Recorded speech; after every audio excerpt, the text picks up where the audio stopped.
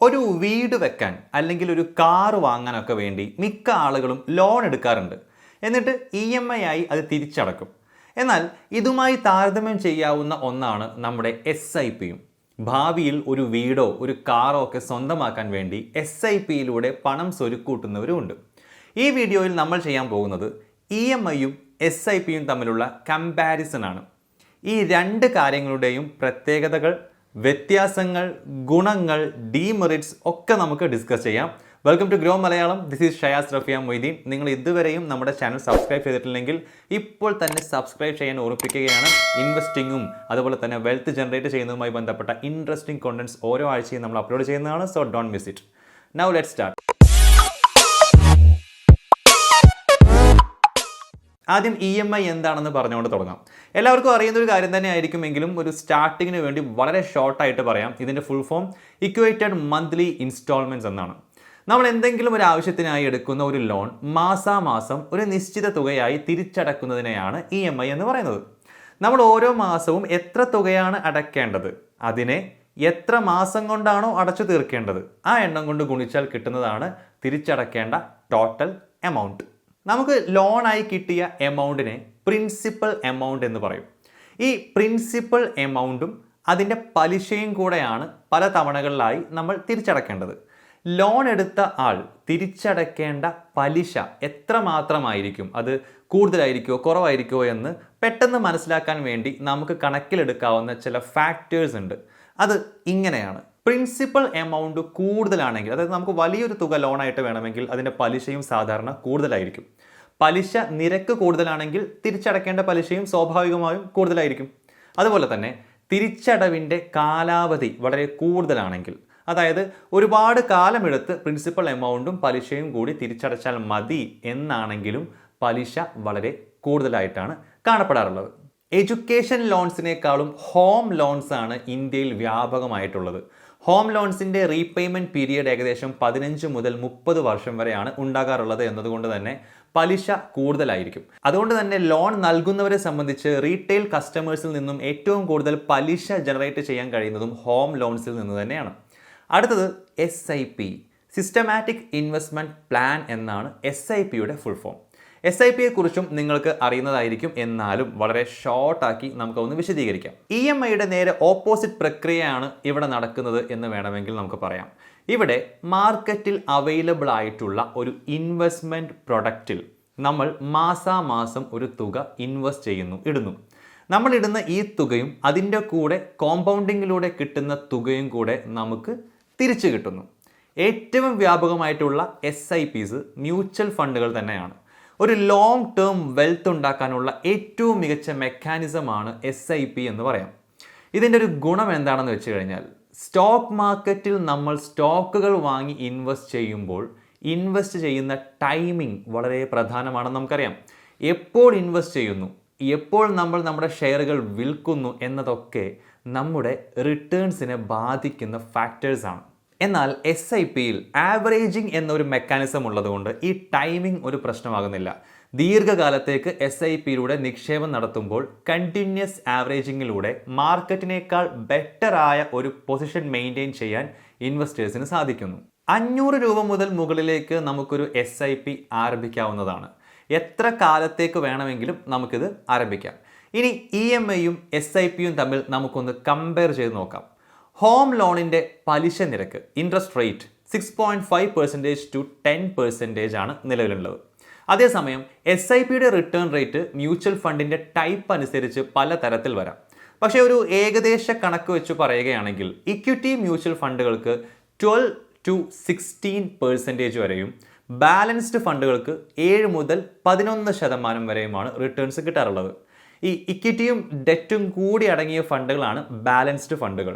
നമ്മൾ നേരത്തെ പറഞ്ഞതുപോലെ SIPയുടെ മെക്കാനിസം എന്ന് പറയുന്നത് EMIയുടെ നേരെ ഓപ്പോസിറ്റ് ആണ്.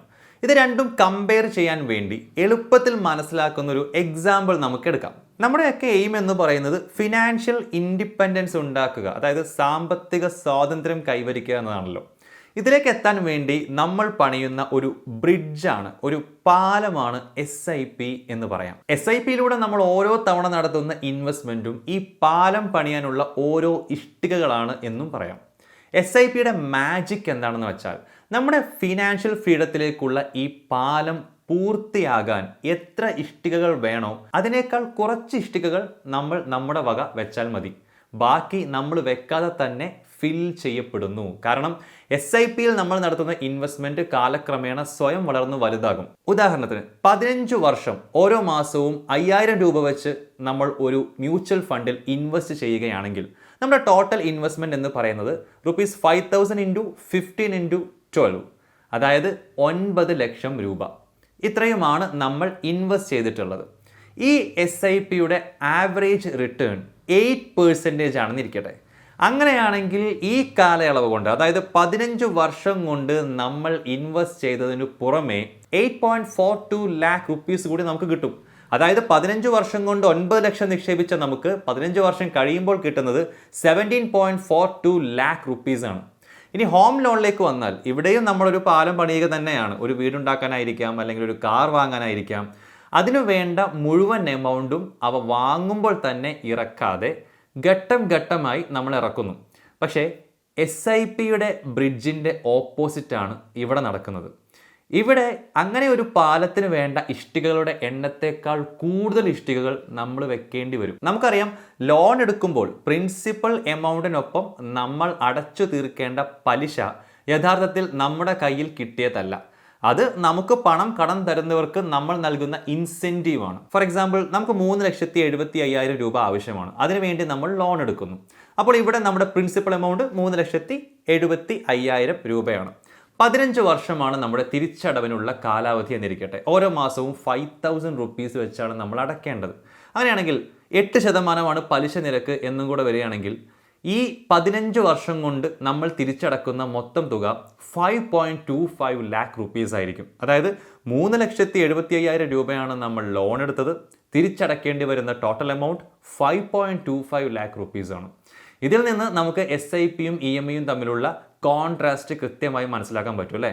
ഇനി നമ്മൾ നോക്കേണ്ടത് ഈ രണ്ടും കമ്പയർ ചെയ്യുമ്പോൾ ലോങ് ടേമിൽ ഏതായിരിക്കും ഒരു ബെറ്റർ ഓപ്ഷൻ എന്നാണ്. ഇവിടെ നമ്മൾ മനസ്സിലാക്കേണ്ട പ്രധാന കാര്യം, EMI ആയാലും SIP ആയാലും രണ്ടിനും അതിൻ്റെതായ ഗുണങ്ങളും ചില ദോഷങ്ങളൊക്കെ ഉണ്ട്.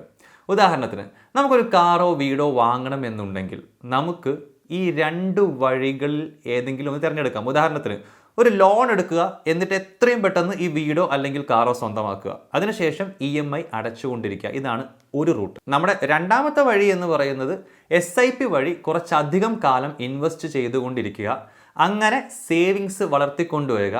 എന്നിട്ട് എപ്പോഴാണോ ഈ പറഞ്ഞ വീടോ കാറോ അല്ലെങ്കിൽ മറ്റേതെങ്കിലും ഒരു അസറ്റോ അത് വാങ്ങാൻ മാത്രം പൈസ ആകുന്നത്, അപ്പോൾ അത് വാങ്ങുക.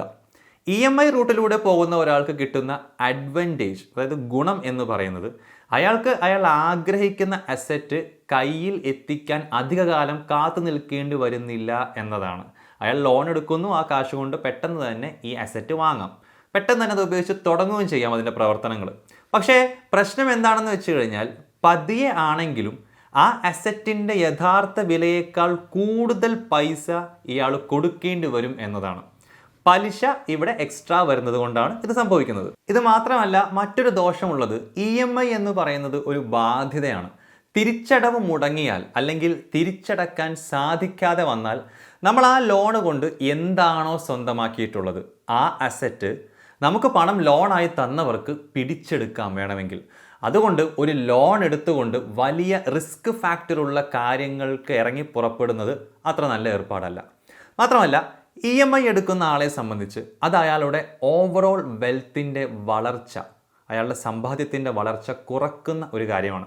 അതുകൊണ്ട് തന്നെ ഒരുപക്ഷെ അയാൾക്ക് ജോലിയില്ലാത്ത ഒരു അവസ്ഥ വരികയാണെങ്കിൽ, അല്ലെങ്കിൽ ഒരു മെഡിക്കൽ എമർജൻസി വരികയാണെങ്കിൽ, അതും അല്ലെങ്കിൽ പെട്ടെന്ന് കുറേ കാശിന് ആവശ്യം വരുന്ന ഒരു സിറ്റുവേഷൻ വരികയാണെങ്കിൽ, ആ സമയത്തൊക്കെ ഇതൊരു വലിയ സാമ്പത്തിക ഭാരമായി മാറിയേക്കാം. ഇനി SIP റൂട്ടിലേക്ക് വന്നാൽ ഇവിടെയുള്ള ഒരു ഡീമെറിറ്റ് എന്ന് പറയുന്നത്, ഒരു പ്രശ്നം എന്ന് പറയുന്നത്, നമ്മൾ സ്വന്തമാക്കാൻ ഉദ്ദേശിക്കുന്ന അസറ്റ് പെട്ടെന്ന് കിട്ടുന്നില്ല. അത് വാങ്ങാൻ പാകത്തിനുള്ള പണം നമ്മുടെ കയ്യിലാകുന്നത് വരെ അതിനു വേണ്ടി കുറച്ച് കാലം നമ്മൾ ക്ഷമയോടെ കാത്തിരിക്കേണ്ടി വരുന്നുണ്ട് SIPയിൽ. മാത്രമല്ല, ഇൻവെസ്റ്റർ വളരെ അച്ചടക്കമുള്ള ആളായിരിക്കണം. കാരണം ഇൻവെസ്റ്റ്മെൻറ്റ് മുടങ്ങാതെ കൃത്യമായി നടത്തിയാലാണ് അയാളുടെ പ്ലാൻ പ്രകാരം അയാൾ ഏത് സമയത്താണോ ആ അസറ്റ് സ്വന്തമാക്കാൻ ഉദ്ദേശിക്കുന്നത് അപ്പോഴേക്കും അതിനാവശ്യമുള്ള പണം സ്വരുക്കൂട്ടാൻ കഴിയുകയുള്ളൂ. പക്ഷേ ഇവിടെയുള്ള ഏറ്റവും വലിയ ഗുണം എന്ന് പറയുന്നത് SIPയിൽ മാസാമാസം നടത്തുന്ന ഇൻവെസ്റ്റ്മെൻറ്റ് മുടങ്ങിയാലും വലിയ ബാധ്യതകളൊന്നും ഉണ്ടാകുന്നില്ല എന്നതാണ്. അത് മാൻഡേറ്ററി ആയ ഒരു കാര്യമല്ല. ഇടയ്ക്ക് മിസ് ചെയ്താലും ഒരു വലിയ പ്രശ്നമായിട്ട് ഇത് ബാധിക്കില്ല. പക്ഷേ EMIയിൽ കാര്യങ്ങൾ അങ്ങനെയല്ല എന്ന് നമ്മൾ നേരത്തെ പറയുകയുണ്ടായി. ഇനി ഈ SIP മെക്കാനിസത്തിൻ്റെ മറ്റൊരു ഗുണം എന്ന് പറയുന്നത് ഇതിലൂടെ ഒരു മികച്ച പേഴ്സണൽ വെൽത്ത് ഉണ്ടാക്കാൻ കഴിയുന്നു എന്നതാണ്. ഒരാൾക്ക് പെട്ടെന്ന് നേരത്തെ പറഞ്ഞ പോലെ പെട്ടെന്ന് ഒരുപാട് കാശിന് ആവശ്യം വരികയാണ്. അയാളുടെ ജോലി പെട്ടെന്ന് നഷ്ടപ്പെടുകയോ അല്ലെങ്കിൽ ഒരു മെഡിക്കൽ എമർജൻസി വരികയോ അങ്ങനെ പൈസയ്ക്ക് ഒരുപാട് ആവശ്യം പെട്ടെന്ന് വരുന്ന സമയത്ത് ഇയാൾ SIPയിലൂടെ ഉണ്ടാക്കിയ ആ പേഴ്സണൽ വെൽത്ത് ഉപകാരപ്രദമായി വരാം. SIPയുടെ ഏറ്റവും വലിയ ഗുണങ്ങളിൽ ഒന്നെന്ന് പറയുന്നത് നമ്മൾ അടച്ച തുകയേക്കാൾ കൂടുതൽ പണം നമുക്ക് അവസാനം കിട്ടുന്നു എന്നതുകൂടിയാണ്. ഇതിനൊക്കെ കൂടെ തന്നെ ഇതിൻ്റെ ഒരു ദോഷം കൂടെ ചേർത്ത് പറയേണ്ടതുണ്ട്. അതെന്താണെന്ന് വെച്ചാൽ നമ്മൾ വാങ്ങാൻ ഉദ്ദേശിക്കുന്ന അല്ലെങ്കിൽ സ്വന്തമാക്കാൻ ഉദ്ദേശിക്കുന്ന അസറ്റിൻ്റെ വില SIP ആരംഭിക്കുന്ന സമയത്തുള്ളതിനേക്കാൾ ഒരു പക്ഷേ ഭയങ്കരമായിട്ട് കൂടിയേക്കാം ഭാവിയിൽ. പല കാരണങ്ങളുണ്ടാവാം അതിന്. അപ്പോൾ നമ്മൾ അത്രയും കാലം കൊണ്ടുണ്ടാക്കിയ എമൗണ്ട് ഒരു പക്ഷേ ആ സമയമാകുമ്പോൾ, അത് വാങ്ങാനുള്ള സമയമാകുമ്പോൾ ആ അസറ്റ് വാങ്ങാൻ തികയാതെ വന്നേക്കാം എന്നുള്ളതാണ് ആ ഒരു ഡിമെറിറ്റ്, SIPയുടെ ഡിമെറിറ്റ്. ഇനി നമ്മൾ ഇത്രയും നേരം കൊണ്ട് പറഞ്ഞ പ്രധാന പോയിന്റുകൾ ഒരു ടേബിളിലായിട്ട് നമുക്കൊന്ന് കമ്പയർ ചെയ്യാം. EMIയിലൂടെ ഒരു അസറ്റ് വളരെ പെട്ടെന്ന് തന്നെ സ്വന്തമാക്കാൻ സാധിക്കുന്നു. അതേസമയം SIPയിലൂടെ ആകുമ്പോൾ നമ്മൾ കുറച്ചു കാലം കാത്തിരിക്കേണ്ടി വരും ഒരു അസറ്റ് സ്വന്തമാക്കാൻ. EMIയിലൂടെ ഒരു അസറ്റ് നമ്മൾ സ്വന്തമാക്കുമ്പോൾ ആ അസറ്റിൻ്റെ യഥാർത്ഥ വിലയേക്കാൾ കൂടുതൽ നമ്മൾ മുടക്കേണ്ടി വരുന്നു പലിശയുടെ രൂപത്തിൽ. പക്ഷേ SIPയിൽ നമ്മൾ സ്വന്തമാക്കാൻ ഉദ്ദേശിക്കുന്ന ആ അസറ്റിനു വേണ്ട തുകയേക്കാൾ കുറച്ച് മാത്രമേ നമ്മൾ ഇൻവെസ്റ്റ് ചെയ്യുന്നുള്ളൂ. ബാക്കി തുക ഇൻവെസ്റ്റ്മെൻറ്റ് ഗെയിനിലൂടെ നമുക്ക് കിട്ടുന്നു. ലോൺ എടുത്തു കഴിഞ്ഞാൽ EMI കൃത്യമായി അടക്കണമെന്നുള്ളത് നമ്മുടെ ഒരു ബാധ്യതയാണ്, നിർബന്ധമാണ്. SIPയിൽ ഇൻവെസ്റ്റ്മെൻറ്റ് മുടക്കം വരാതെ നടത്തേണ്ടത് നിർബന്ധമില്ല. അത് ഒരു ഓപ്ഷണലായിട്ടുള്ള ചോയ്സാണ്. നമുക്ക് വേണമെങ്കിൽ ചെയ്യാം, ചില സമയത്ത് നമുക്ക് വേണമെങ്കിൽ ചെയ്യാതിരിക്കാം. EMIയിലേക്ക് വരുമ്പോൾ ലോൺ തിരിച്ചടക്കാൻ സാധിച്ചില്ലെങ്കിൽ ആ ലോൺ കൊണ്ട് വാങ്ങിയ അസറ്റ് ലെൻഡർക്ക് കൊടുക്കേണ്ടി വരും, അയാൾക്കത് പിടിച്ചെടുക്കാം. SIP ഇടയിൽ വെച്ച് നിർത്തുകയാണെങ്കിൽ പോലും അതുവരെ SIPയിൽ നമ്മൾ ഇൻവെസ്റ്റ് ചെയ്ത എമൗണ്ട് എത്രയാണോ അതും ഒപ്പം തന്നെ നമുക്കുണ്ടായിട്ടുള്ള ഇൻവെസ്റ്റ്മെൻറ്റ് ഗെയിനും നമുക്ക് കിട്ടുക തന്നെ ചെയ്യും. EMI ഒരാളുടെ സാമ്പത്തിക ബാധ്യതകൾ വർദ്ധിപ്പിക്കുന്ന ഒന്നാണ്. പക്ഷേ SIPയിൽ ബാധ്യതകൾ ഇല്ലാത്തതിനാൽ, മാൻഡേറ്ററി അല്ലാത്തതിനാൽ അത് ഫ്ലെക്സിബിൾ ആണ്, ദീർഘകാല സമ്പാദ്യം ഉണ്ടാക്കാൻ ഉപകാരപ്രദമായ ഒന്നാണ്. ലോണുകൾ എടുത്തുകൊണ്ട് റിസ്ക് കൂടിയ ഇൻവെസ്റ്റ്മെൻറ്റ് നടത്തുന്നത് നല്ലതല്ല. അവിടെ വളരെയധികം സൂക്ഷിക്കേണ്ടതാണ്. പക്ഷേ SIPയിലൂടെ റിസ്കി ഇൻവെസ്റ്റ്മെൻറ്റ്സിലേക്ക് നമുക്ക് പോകാം. 3 കാര്യങ്ങൾ ശ്രദ്ധിക്കണമെന്ന് മാത്രം: നമ്മുടെ പ്രായം, നമ്മുടെ വരുമാനം, നമ്മുടെ റിസ്ക് പ്രൊഫൈൽ. നമ്മൾ സ്വന്തമാക്കാൻ ഉദ്ദേശിക്കുന്ന അസറ്റിൻ്റെ വില ഭാവിയിൽ വളരെയധികം കൂടാൻ സാധ്യതയുണ്ടെങ്കിൽ അത്തരം അസറ്റുകൾക്ക് ലോണുകൾ എടുക്കുന്നതാണ് കൂടുതൽ നല്ലത്. കാരണം ഒരുപക്ഷെ നമ്മൾ ലോൺ അടച്ച് തീർക്കുമ്പോഴേക്കും ആ അസറ്റിൻ്റെ വിലയും കൂടിയിട്ടുണ്ടാവാം. SIPയിലേക്ക് വരുമ്പോൾ ഭാവിയിൽ വില വളരെയധികം വർദ്ധിക്കാൻ സാധ്യത കൂടുതലുള്ള അസറ്റുകൾക്ക് വേണ്ടി SIP നടത്തുന്നത് അത്ര ഗുണകരമാകണമെന്നില്ല. ഒരു കാര്യം കൂടെ ഇതിൽ ചേർക്കേണ്ടതുണ്ട്. SIPക്ക് ചില ടാക്സുകൾ ബാധകമാകാറുണ്ട്. ആ ടാക്സുകൾ വരുമ്പോൾ റിട്ടേൺസിൽ ചില കുറവുകൾ ഉണ്ടായേക്കാം. പക്ഷേ EMIക്ക് ടാക്സുകൾ ബാധകമല്ല.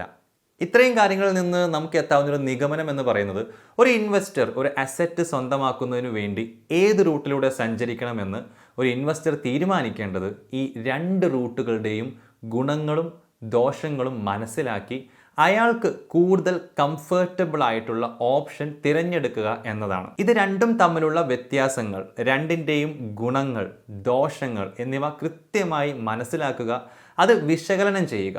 നമ്മുടെ ആവശ്യവുമായി ഇതിൽ ഏതാണ് കൂടുതൽ നന്നായി ചേർന്ന് പോകുന്നത് എന്ന് മനസ്സിലാക്കുക. അതിനുശേഷം ഇതിലൊന്ന് ചൂസ് ചെയ്യുക എന്നതാണ് ഏറ്റവും നല്ല വഴി. അപ്പോൾ ഇന്നത്തെ വീഡിയോ നിങ്ങൾക്ക് ഇഷ്ടമായെങ്കിൽ ലൈക്ക് ചെയ്യാൻ മറക്കരുത്. ഒപ്പം തന്നെ നിങ്ങൾക്ക് അറിയാൻ ആഗ്രഹമുള്ള കൂടുതൽ ടോപ്പിക്കുകൾ താഴെ കമൻറ്റ് ബോക്സിൽ നിങ്ങൾക്ക് ഷെയർ ചെയ്യാം. അതുകൂടി കണക്കിലെടുത്തുകൊണ്ട് നമ്മൾ പുതിയ വീഡിയോസുമായിട്ട് വരുന്നതാണ്. And once again, don't forget to subscribe our channel and also please press the bell icon for more updates. Thank you for watching. നമുക്ക് മറ്റൊരു വീഡിയോ ആയിട്ട് കാണാം. ബൈ.